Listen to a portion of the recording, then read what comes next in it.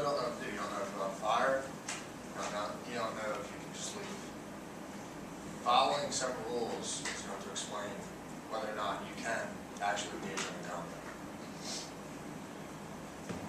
To define ROE coming out of the Joint Pub of Military Knowledge, it is issued by a competent military authority, and it's to initiate and or to continue combat with the combatant.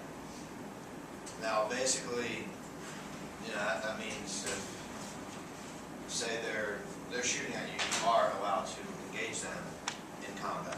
If they're not, you cannot do anything of that nature at all. You just have to let them be. Now, the first rule is inherent right to self-defense. This comes out of CG CSI 3121-01 Bravo.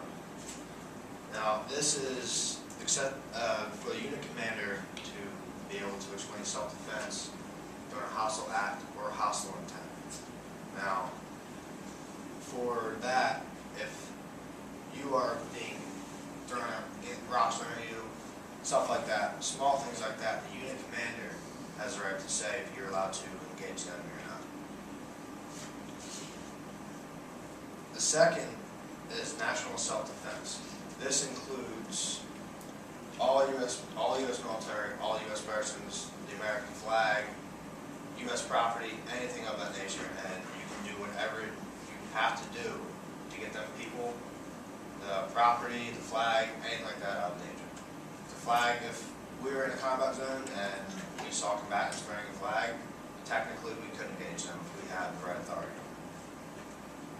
Now, the third one is collective self-defense. Only the President or the Secretary of Defense can actually say that you can engage in combat. And this is where I'm going to use my first visual aid.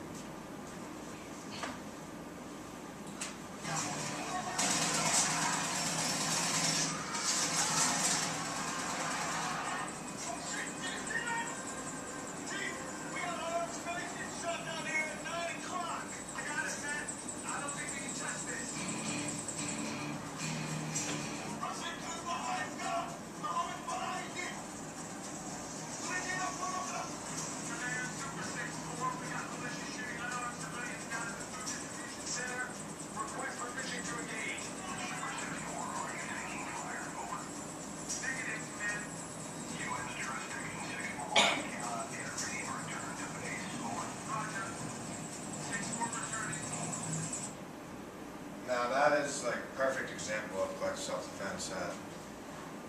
The civilians of another country are being engaged by enemy combatants, but they were not being engaged, so they cannot do anything about that.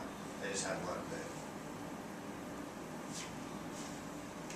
Now the next one is declared hostile force, which is pretty much what we're in now. It's an actual war. You go to war with the enemy, and that's declaring war on them. That is, you're going for a specific purpose and you're going to see combat. If I'm in a foreign country and there's other people, there's two groups of people firing at each other and we're not involved in that, we can't stop them from doing anything. Now, the hostile act is the next one, and that is one of the most important ones because it applies to every single one of the rules of engagement. A hostile act is an attack against any U.S. force, any U.S. personnel, anything. I'm talking shooting, could be an insurgent putting down an IED in the ground, anything of that nature. In any case of that, you can, no matter what, fight back. You can shoot them, do whatever you have to do to get them to stop. Next, the last two of my rules are out of the Handbook of the United States Military Dictionary. One of them is hostile intent, which is the threat of imminent use of force. Now, this is hostile intent. He has his weapon in his hands. He's not pulling the trigger. He's not making any extreme threat, but he's still pointing the weapon. If he were to have the weapon slung down by his side or on his back, that's not hostile intent. It's different.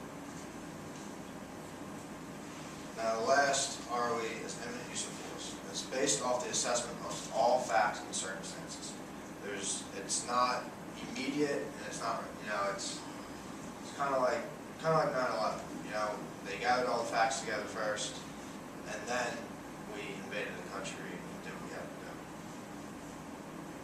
Now, after saying all them 7 facts, would you imagine being in a country and having to use these rules to, you know, maybe save your best friend staying next to you, who's basically your